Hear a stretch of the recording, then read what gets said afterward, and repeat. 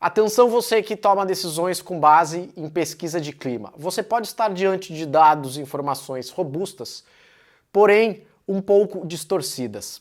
É exatamente sobre isso que eu vou trabalhar nesse vídeo, trazendo uma relação do porquê que as pesquisas de clima e o formato delas, a maneira como elas são realizadas, precisam também evoluir para acompanhar não só as transformações de mundo, mas as transformações de mercado. Se você não me segue ainda, aproveita enquanto eu chamo a vinheta para se inscrever no canal, para ativar as notificações. Roda a vinheta!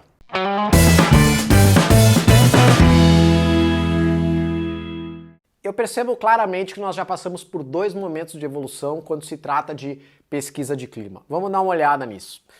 O primeiro ponto é que eu chamo de comparação de clima. Houve um tempo em que as pesquisas de clima eram realizadas e a gente não tinha tecnologia suficiente para comparar os dados. Então imagina que era tudo feito manualmente. E esses dados depois tinham que ser manualmente também tabulados, o que dificultava muito a comparação dos dados, muitas vezes da mesma empresa, em relação a anos anteriores. O mundo evoluiu, a gente teve avanços tecnológicos aí e as empresas que trabalham então nesse serviço de pesquisa de clima começaram a se aproveitar do uso de tecnologia, não só para fazer comparação de dados da própria empresa com anos anteriores, mas também comparação com outras empresas da mesma região, outras empresas do mesmo segmento, muitas vezes até outras empresas mundiais. E com isso, cria-se a possibilidade dessas empresas analisarem como é que elas estão naquele setor na sua região, como é que elas estão naquele setor no seu país e no mundo. O segundo avanço é o avanço que eu chamo de termômetro de clima. Esse é um avanço um pouco mais recente. O clima sempre é uma fotografia tirada naquele exato momento. O que significa que, se a gente voltar um mês atrás, não necessariamente o clima era o mesmo, se a gente avançar um mês para frente, não necessariamente o clima será o mesmo. As empresas começam a se dar conta de que, se de fato elas estão preocupadas em fazer gestão desse clima, não basta apenas ter uma fotografia. Só que, obviamente, tem um custo, não só financeiro, mas de equipe. Imagina você, todos os meses, convidar os seus funcionários para aderirem voluntariamente à participação da pesquisa de clima. Fora o custo monetário, você tem esse custo de engajamento.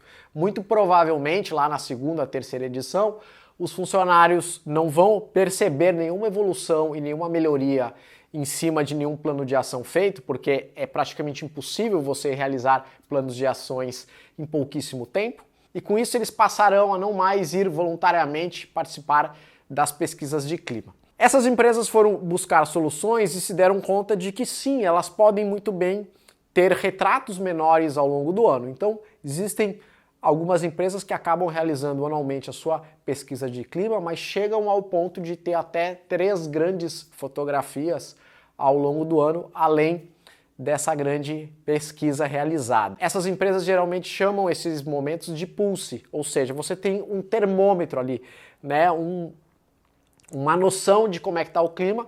Muitas vezes você já pode começar a agir em cima dele e muito provavelmente você não vai ter nenhuma surpresa quando você rodar a pesquisa para toda a empresa. Esses pulses são organizados muitas vezes com estratos menores de público interno. Então a gente teve esses dois grandes momentos. E aí a gente tem um terceiro momento, que é o que eu estou trazendo para você, onde eu chamo de pesquisa de clima 3.0.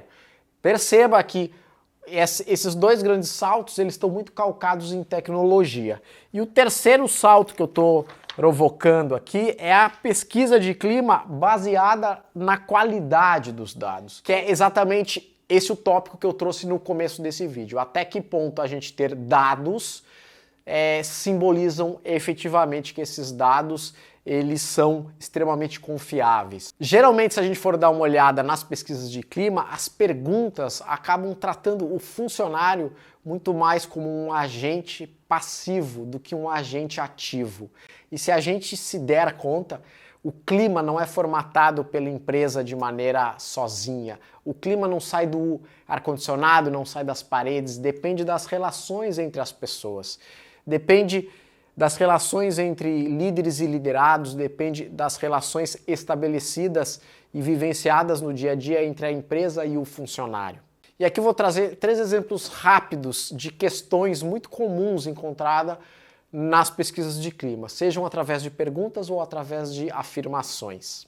O primeiro exemplo que eu quero trazer é na seguinte afirmação: eu posso ser eu mesmo aqui? O segundo exemplo é quando um profissional migra de área, migra de função, a organização faz alguma coisa para que ele se sinta em casa? Quando vejo o que fazemos aqui, eu sinto orgulho?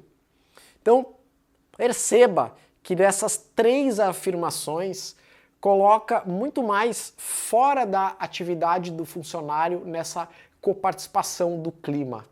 É como ele se sente, mas qual é o papel dele? Se a gente for trazer em dados numéricos, obviamente não tem nenhum fundamento teórico, mas se a gente entender que 50% da parte do clima, então, é do líder e 50% do liderado, que 50% é parte da empresa e 50% é do funcionário, a gente percebe essa relação e essa coparticipação de cada um. A pergunta que a gente tem que ter em mente é: quanto dos 50% do funcionário ele está fazendo? Quanto dos 50% da empresa ele está fazendo?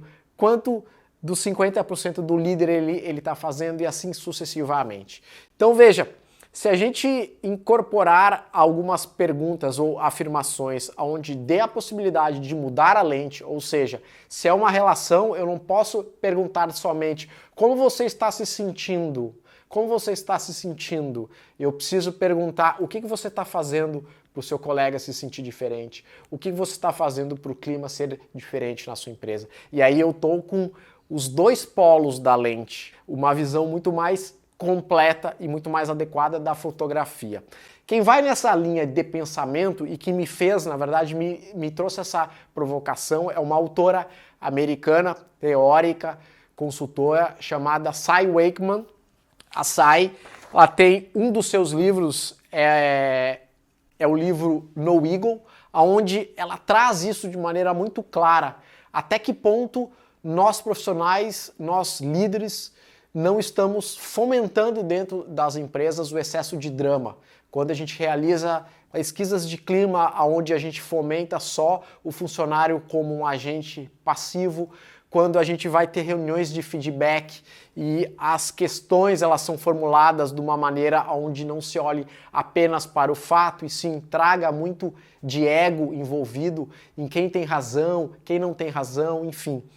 Existe uma relação e a gente precisa entender isso para que a gente possa de fato dar esse passo evolutivo. Então, a minha provocação é que sim, as pesquisas de clima precisam evoluir. Carlos Palhares, mas como é que a gente faz isso? Pelo simples fato de você incorporar perguntas ou afirmações aonde você traga o funcionário e coloque ele também na função de agente, veja, também na função de agente, a gente já consegue estabelecer então uma fotografia diferenciada e muito mais próximo da realidade. Se a gente for voltar naquelas 3 afirmações que eu citei, por que não a gente poder trazer quando o seu colega muda de área ou muda de função e ele vai para a sua área, você faz com que ele se sinta em casa? Qual é a sua contribuição para que ele se sinta em casa?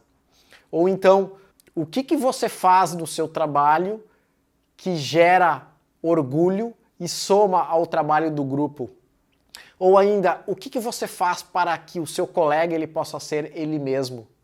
Na sua área, na sua empresa. Veja, a gente mudou a lente e a gente está inserindo a coparticipação dele. E o que eu acho que é mais genial a gente dando esse passo evolutivo é a possibilidade da gente fazer recortes completamente diferenciados com os dados da pesquisa de clima. E aí, obviamente, usando as 2 outras evoluções anteriores muito calcadas em tecnologia. Imagina o quão interessante é você conseguir fazer um recorte, olha, dessa pesquisa de clima eu quero separar todos aqueles profissionais que demonstraram então ter um envolvimento e ter uma percepção de que eles precisam também contribuir para que o clima seja bom. Desse extrato eu quero avaliar como é que são as percepções desses funcionários. Certamente a gente está falando de um extrato de profissionais muito mais engajados, porque o engajamento não é algo que a empresa faz por eles, né? A empresa cria condições, os líderes criam condições, mas o funcionário precisa querer se engajar naquela causa, naquele projeto, naquele propósito e assim sucessivamente. Então a gente tem a possibilidade com essa evolução de ter recortes bem mais profundos e poder ter ações de melhoria, planos de melhoria também muito mais eficazes dentro das empresas. Desde que, é óbvio, a gente não tenha uma lente somente num ponto, a gente olhe os dois lados aí. Se você curtiu, comenta. Se você se lembrou daquele RH, se você se lembrou daquele profissional que seria interessante também ter acesso a essa informação, encaminha para ele. Essa evolução da pesquisa vai depender de nós profissionais da área também.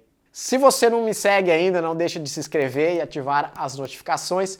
E até o nosso próximo vídeo.